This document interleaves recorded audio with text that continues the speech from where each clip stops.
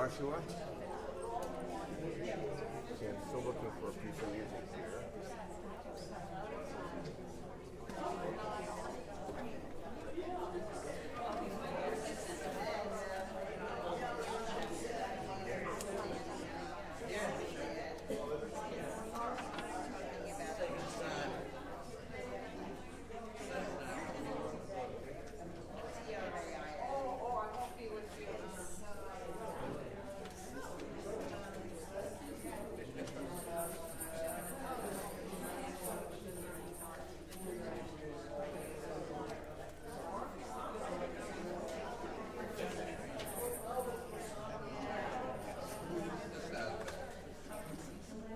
Uh-oh.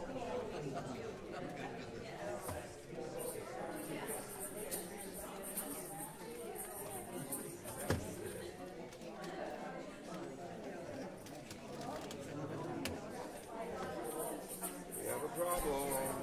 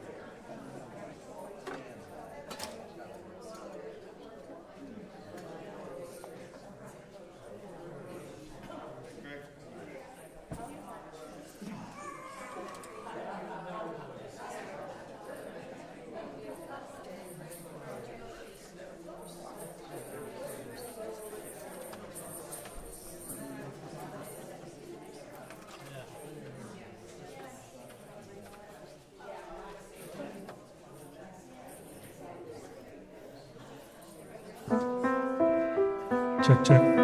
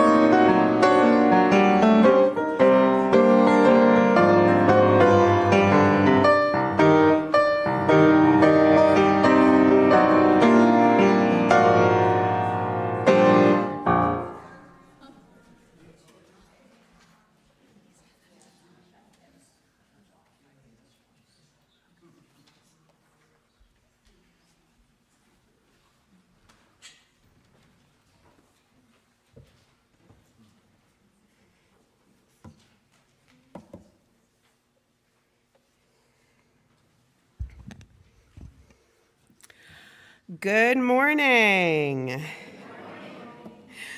And welcome to the Unitarian Universalist Church of the North Hills. Whatever the faith and traditions of your past, we welcome you. Whatever your theological stance, we welcome you. Whoever you are and whomever you love, we welcome you. Wherever you come from and whatever your journey has been, we welcome you, the whole of you. My name is Erin Turizzi, and I am your lay leader for today. Our Sunday services are as diverse as we are, so if you're visiting our church for the first time, please come back several times before drawing any conclusions about us. Newcomers and guests are always welcome to participate in any of our church activities. If we have any newcomers or guests today, we welcome you to raise your hand and introduce yourself. Someone will bring around a microphone.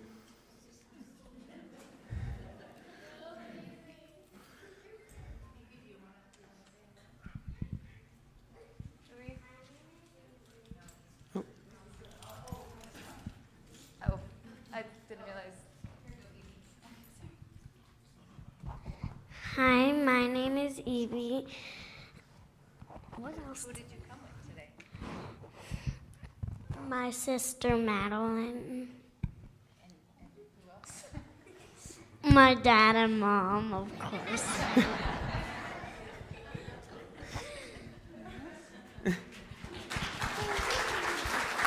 Welcome.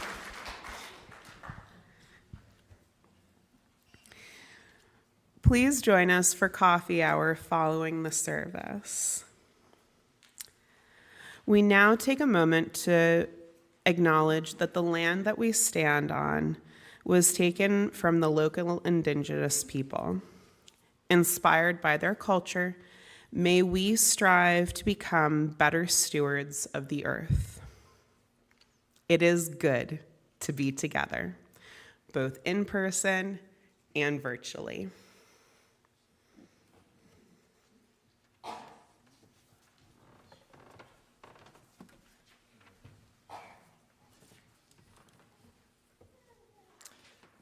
In ancient times, chemists believed they could transform lead into gold or death into life. We laugh, but are we not also in the business of alchemy? Turning loneliness into connection, pain into comfort, anger into solidarity, faith into action? The subtle magic of this congregation combines love with justice, creates hope out of fear, transforms individuals into community. Here we engage in a holy alchemy, finding beauty in the ordinary and life in the present. Come, let us be transformed together.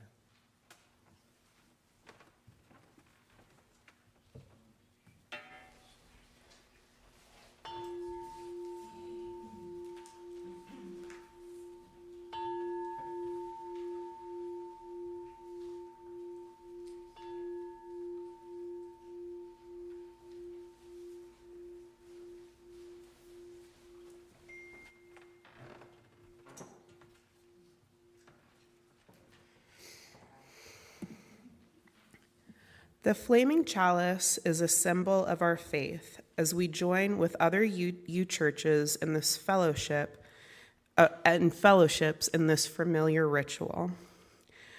As we share the light of this chalice in our sanctuary, we also welcome those of you viewing at home to light your own chalice. I now share the words with you by Lee Kniv. This chalice is for the living, the changing, the becoming. This chalice is for losing the script of your life, the chapters about who you are in other people's lives. This chalice is for the lost GPS, that was supposed to show you how to get where exactly they expected you to go. This chalice is for skipping the directions, coloring outside the lines, painting not by number, but by silence, by wild abandon. With a brush you made yourself from the light deep inside. Startling, vivid, a new voice that already knows you. Finally, a true story. Please rise and body your spirit as you are willing or able, and sing with us our opening hymn, We the Hairs of Many Ages, number 102 in the gray hymnal. The words will also appear on the screen. It's a good melody, but you don't know it, so I'll play it through once.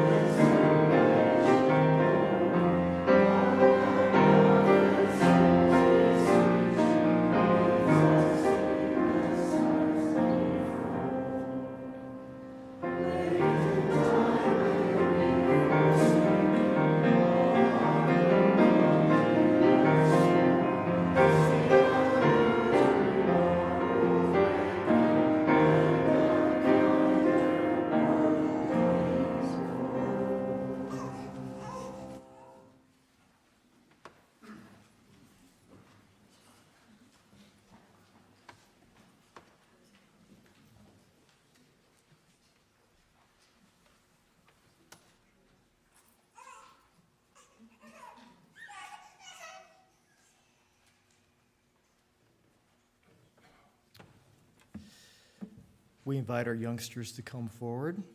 The Time for All Ages story, What Do You Do with an Idea? Written by Kobe Yamada and illustrated by May Basim.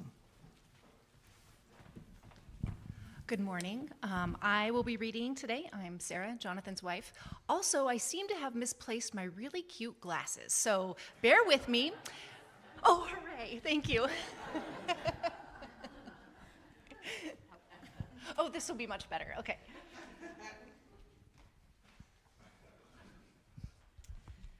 Hi, James. What do you do with an idea? One day, I had an idea. Where did it come from? Why is it here? I wonder, what do you do with an idea?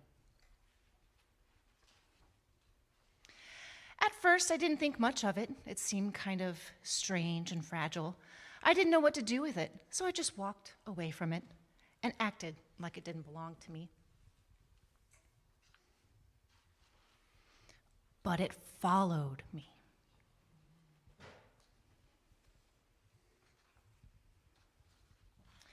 I worried what others would think. What would people say about my idea?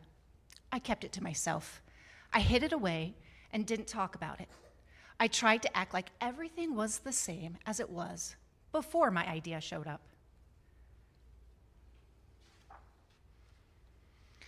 But there was something magical about my idea. I had to admit, I felt better and happier when it was around.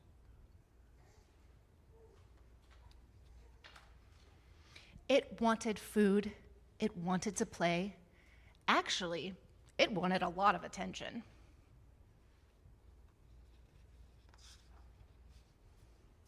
It grew bigger, and we became friends. I showed it to other people, even though I was afraid of what they would say. I was afraid that if people saw it, they would laugh at it. I was afraid they would think it was silly. And many of them did. They said it was no good. They said it was too weird. They said it was a waste of time and that it would never become anything. And at first I believed them. I actually thought about giving up on my idea. I almost listened to them.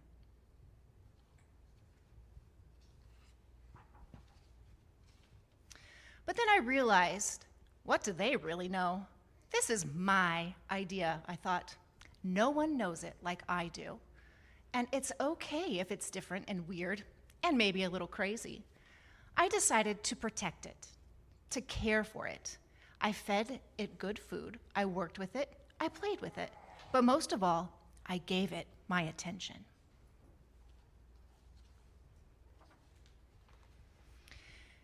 My idea grew, and so did my love for it.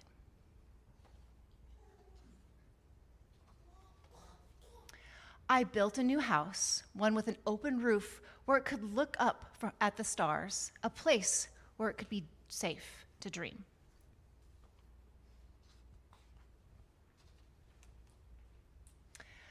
I liked being with my idea. It made me feel more alive, like I could do anything. It encouraged me to think big and then to think bigger.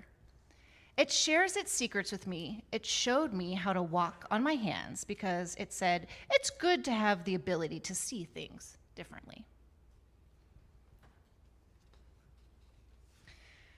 I couldn't imagine my life without it.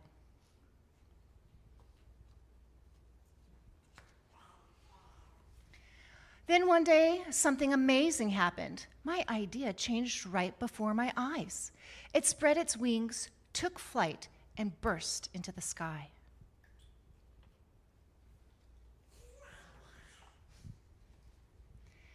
I don't know how to describe it, but it went from being here to being everywhere. It just wasn't a part of me anymore. It was now a part of everything.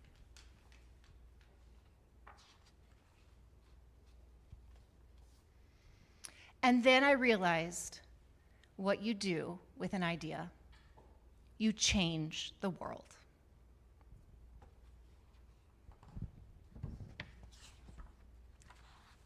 Thank you, friends.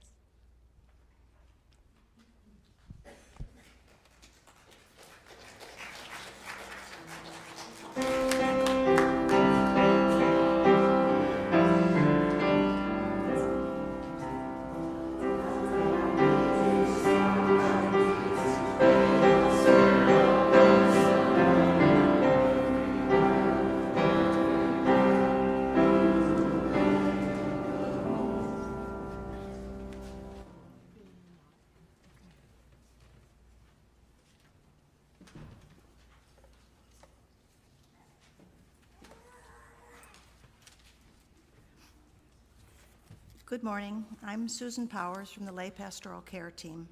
During our service, we create this sacred space for sharing within our community. It's a time to share significant life passages with the congregation so that you can be held in loving care. I'll be reading the joys and sorrows this morning, and Marcia Pedoni will be placing a stone representing each joy or sorrow in the sand. The sand represents our congregation supporting our sorrows and lifting up our joys. We have 2 joys and 1 concern today. From Michael Horowitz, a joy. My joy is being sent out to the craft group. Ruth and I were out of town on May 5th and weren't here for the craft sale. Each sale, I buy a bunch, 20 or more, of chocolate-covered pretzels for my wife. And we missed this. The wonderful people of the craft group set aside a huge bag of chocolate-covered pretzels as a gift, and I just want to thank them publicly. To Michael, we say, we share in your joy. Another joy from David Miles. The flowers today are in honor of Midge and my 62nd anniversary. To Midge and Mile, we say, we're sharing your joy. And finally, a sorrow from Amy Terizzi. My Aunt Nikki had what we assume was a massive heart attack on Friday. She's moving around, but is not responding to commands. More tests are needed. To Amy, we say, we're holding you in our hearts. We now place one more stone in the sand for all the joys and sorrows that exist in our hearts, but remain unspoken today. From far and near, please say with me our caring words. Let us hold in our circle of caring each person here. Let us hold in our hearts those who were unable to be with us today. Let us hold in our memories those who have moved on. Let us find comfort in knowing that we are not alone.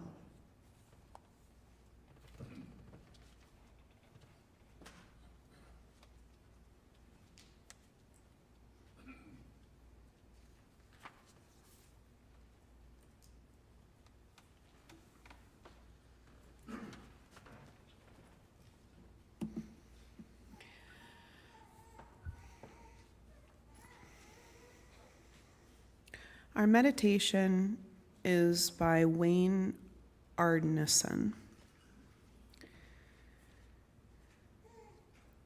We join together now in a time of meditation or prayer, spoken at first, and then for a time in the peace that silence brings. As we enter into silence, we remember the many connections that sustain and uplift us through this religious community. We remember those who preceded us, whose contributions built a free faith, who built this home for its practice. We remember those around us whose continuing care in thought and deed is an ongoing blessing in our lives, keeping the dream of free religion alive in our time. We remember those who will follow us, the children presently in our care and those not yet come to the light, who will inherit the work of our hands and our hearts. In this silence now, we sit surrounded by these many connections, visible and invisible, that remind us every day that we are not alone.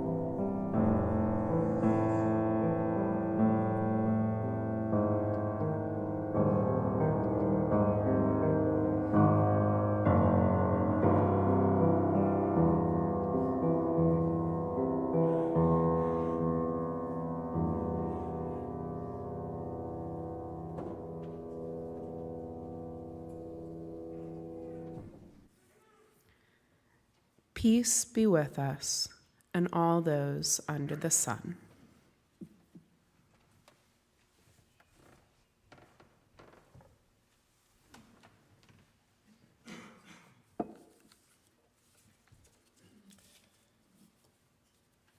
This reading is from philosopher and martial artist Bruce Lee. Whether it is the Godhead or not, I feel this great force, this untapped power, this dynamic something within me. This feeling defies description, and there is no experience with which this feeling may be compared. It is something like a strong emotion mixed with faith, but a lot stronger. My name is Jonathan Murray. I am a member of this congregation and just completed my first year of seminary at the Star King School for the Ministry, and this is my pulpit debut.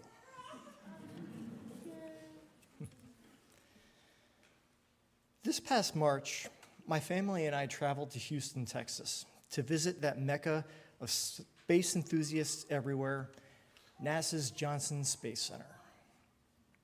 We marveled at the Saturn V rocket.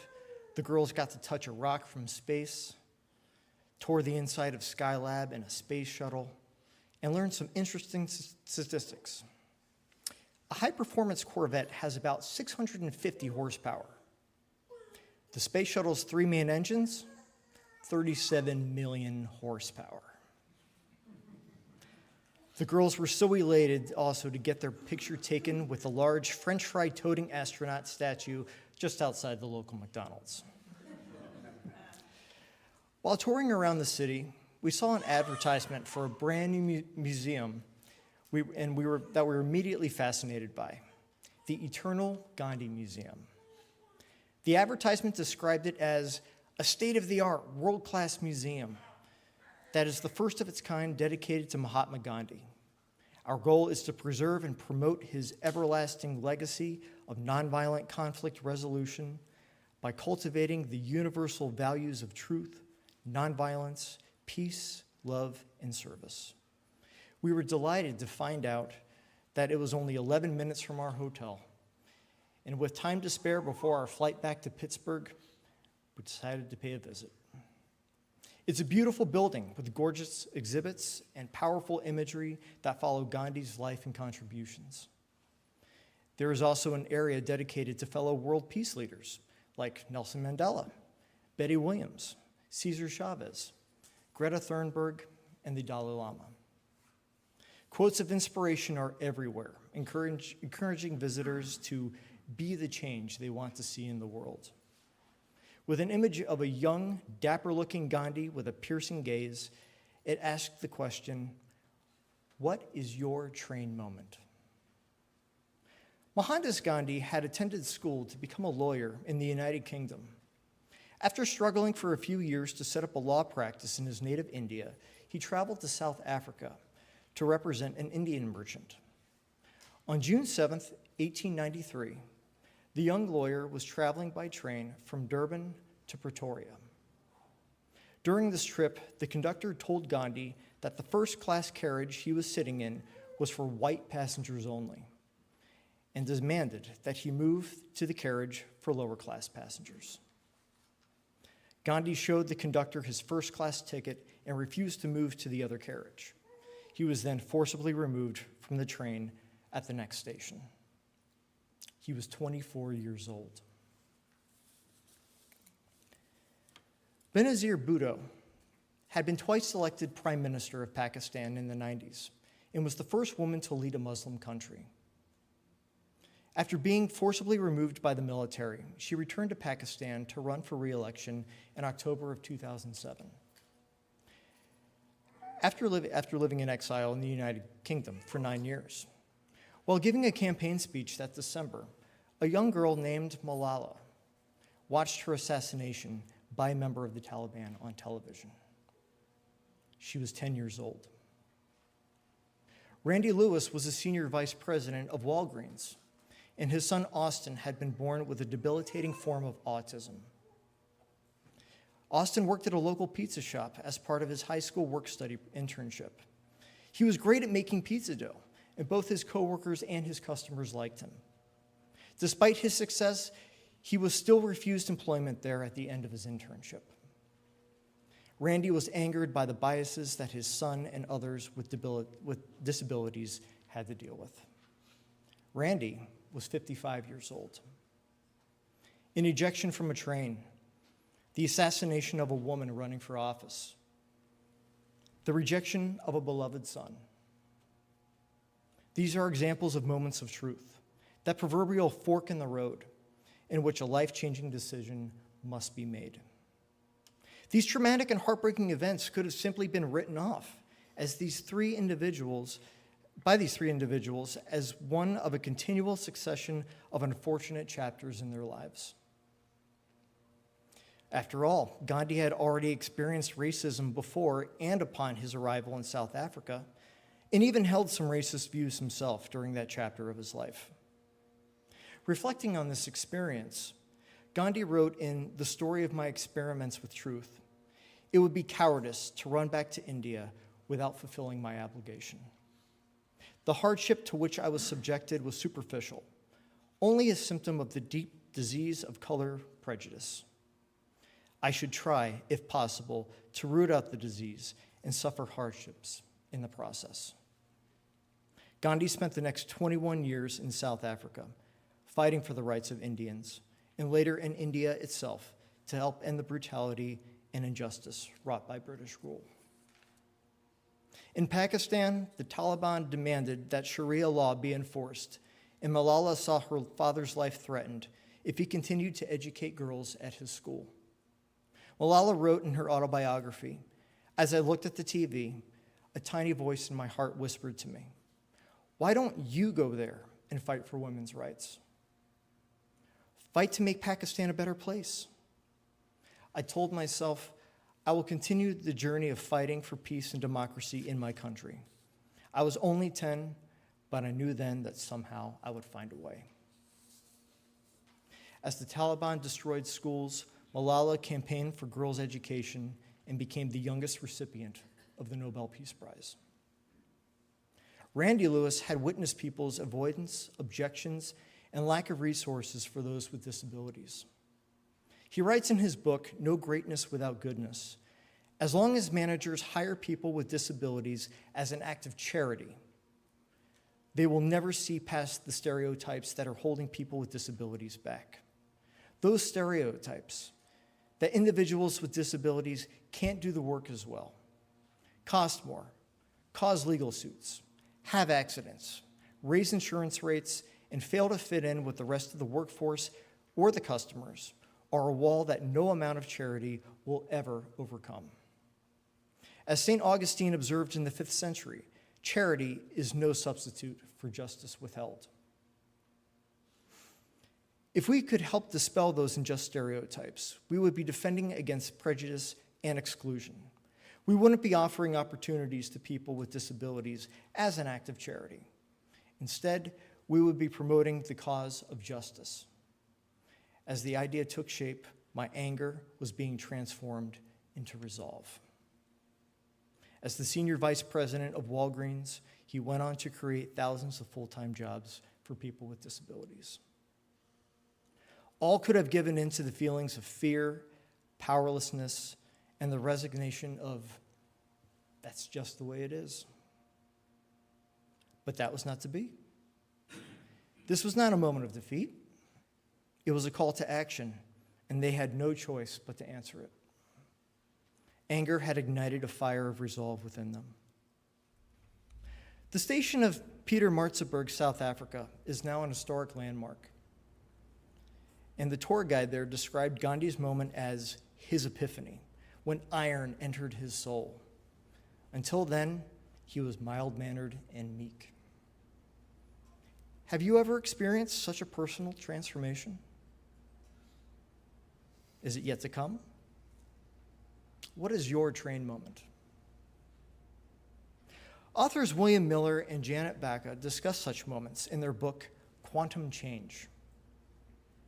They describe quantum change as a singular, dramatic moment in one's life that changes a person for the better. It has 4 characteristics. It is vivid. The experience is so powerful and emotional that one remembers the date, time, and location in which it happened. It has the element of surprise. No one sees it coming. It is benevolent. The experience itself may or may not be pleasant, but the long-term effects are positive. Lastly, it is permanent. It is the point of no return. They liken the change as getting shot through a canyon in Class 5 rapids. There is no way to turn around and paddle back upstream. A quantum change could be finding one's purpose or cause, finally dropping a long-held addiction, a religious experience and or conversion, or simply a seismic shift in attitude. Miller and Baca describe 2 types of quantum change: insight and epiphany. Insight moments are commonly known as aha moments, and I'm sure everyone here has experienced such an event. It's that moment of clarity in which you finally understand something or have a change in perception. Insights can vary in magnitude, from something as mundane as getting a pun or a punchline to a joke, to a revelation of a new way of thinking and solving a life problem. Then there are epiphanies. Such an event is uninvited, forever life-altering. And even if you don't want it or are ambivalent to it, you have absolutely no choice when it happens. Epiphanies have an almost supernatural quality to them, as one can feel acted upon by an outside force or a higher power. One can feel as if they tapped into a different dimension. In religion, such examples would be Paul's conversion on the road to Damascus, or Siddhartha Gautama's enlightenment under the Bodhi tree. In science, Isaac Newton developed his theory of gravity when an apple fell on his head. Albert Einstein said, "A storm broke loose in my mind," when developing his theory of relativity. And what Christmas wouldn't be complete without the epiphanies of Ebenezer Scrooge and George Bailey from A Christmas Carol and It's a Wonderful Life. My personal favorite fictional epiphany is from the film Back to the Future, when Doc Brown recounts that red letter day of November 5th, 1955, when he invented time travel with his vision of the flux capacitor, a vision he received after having an apparent concussion. When a quantum change happens in your life, you could say that something wanted to happen. Something wanted to be born. Perhaps it was the confluence of unfolding events in your life that formed a perfect storm of new awareness and untapped power. This thing is not only in your head, but in your heart. When it happens, can you act on it? Part of it? The 7 principles of our Unitarian Universalist denomination, soon up for debate, are drawn from 6 sources. The first 2 sources speak to such sacred situations. The first source is direct experience of that transcending mystery and wonder, affirmed in all cultures, which moves us to a renewal of the spirit and an openness to the forces which create and uphold life. The second source is words and deeds of prophetic people, which challenge us to confront powers and structures of evil with justice, compassion, and the transforming power of love. What is your train moment? I felt the initial call to ministry back in 2008. While living in the Pacific Northwest, I worked in restaurants and then ran a wellness center with my wife. During those years, I went through tremendous personal growth. I witnessed various movements such as Occupy Wall Street, Black Lives Matter, and Me Too. I watched helplessly as tent encampments grew due to the lack of affordable housing, made worse by gentrification. We lost our business to COVID, as did so many others. While moving here to the Pittsburgh area, I struggled and was adrift as to what my next career and purpose should be. That initial call to ministry that I felt back in 2008 rematerialized during my family's visit to this sacred place last year. Perhaps those particular experiences and events needed to happen first and culminate into my perfect storm. My train moment happened right here in this very sanctuary. Whether or not you've experienced an insight or epiphany, is there a cause you believe in? Are you angry enough to fight for it? If there are feelings of overwhelm, start small, just enough to mobilize. You are never too old or too young to start. It can be as simple as walking in the Pride Parade or serving dinner at a homeless shelter. You can join an organization such as Rotary or volunteer at the Boys and Girls Club. Working with others can be a catalyst for keeping that internal fire going. Minister and author Michael Beckwith says that pain pushes you until insight pulls you. You are pulled by the vision until the cosmic 2x4 doesn't hit you as much. The pull is bigger than the pain. To quote some lyrics from Michael Franti's song, "Start Small, Think Big." Start small, think big. Ain't no other better way to live. If you think big and start small, you ain't got to have a lot to have it all. Slow it down, take your time, 'cause the sun shines on us all. What is your train moment? Peace and blessings.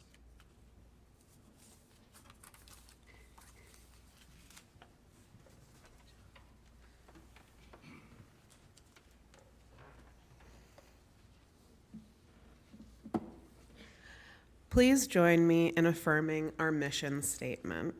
The words will be on the screen.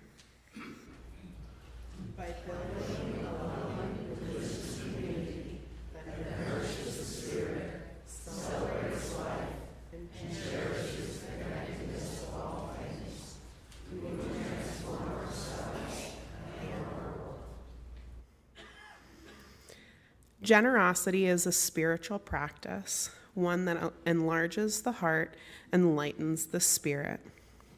For no matter how much or how little we have, in the sharing of it, both the one who gives and the one who receives are blessed.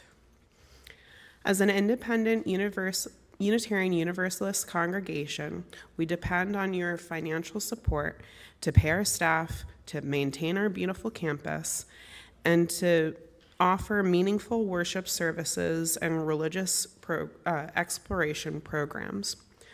We appreciate your generosity and will be good stewards of your contributions. Instructions for online contributions are on the screens.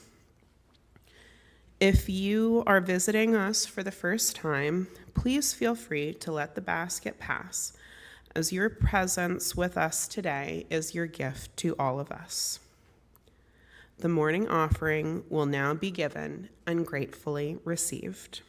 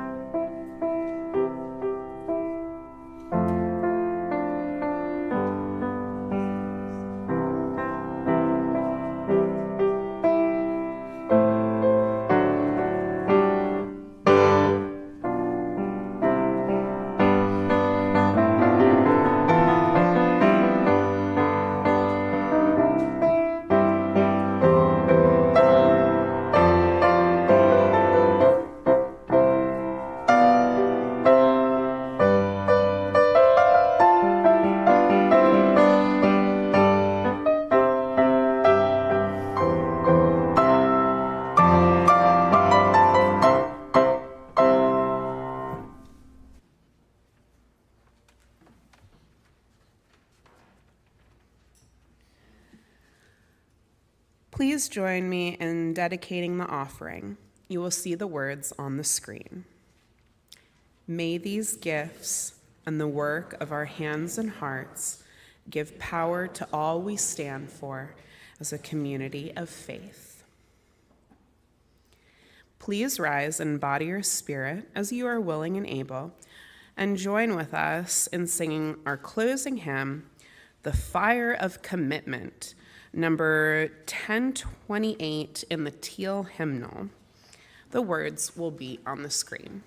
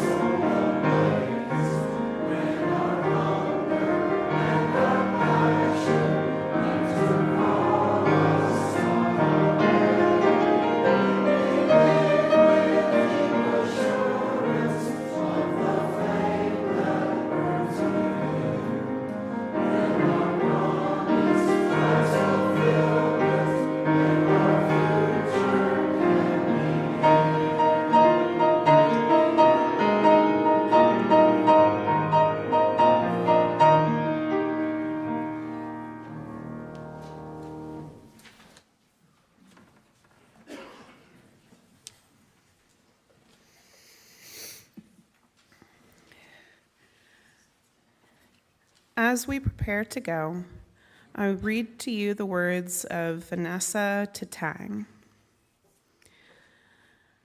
Like the flame of the chalice, may the flame in our hearts remain unextinguished. May it ignite our energies, our drive, our resolve to dream, to build, and to live in the world. That good will exist, for now, only in our imaginings. I have two announcements. A writing seminar, Begin Your Memoir, will be held at UUCNH Sunday, June 23rd, 2024, after service. Most likely it will begin at 12:30 or 1. And the seminar will conclude around 3 or 3:30. Snacks, writing notebooks, and pens will be provided. If you wish to bring your laptop or tablet to use instead of using a pen and paper, please do. Our inspiration for holding this seminar is Brian Broom's talk at General Assembly in Pittsburgh 2023, at which he exhorted to us, begin your memoir. Come join us for an afternoon of personal reflection in an atmosphere of acceptance and encouragement. There is no charge for participation, but we request that you register with us so we know how many people to prepare for. Look at our announcement in the e-news and see me personally, Lou, and her email is listed. I have another announcement from the Connections team. The Connections team has a Connections Corner in the back of the sanctuary. And when welcoming guests, we'd like it if people that after, I'm sorry, what? The Connections team would like if people, after getting something for coffee hour, they're welcome back. See the Connections team. Sorry, this email makes not. If you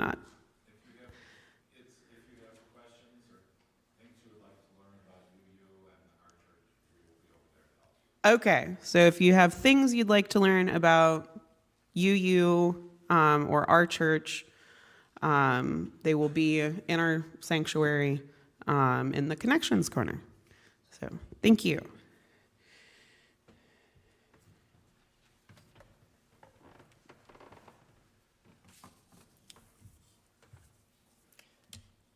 May you leave this time together changed. May the promises you have made to yourself about who you want to be feel closer to the reality of who you are right now.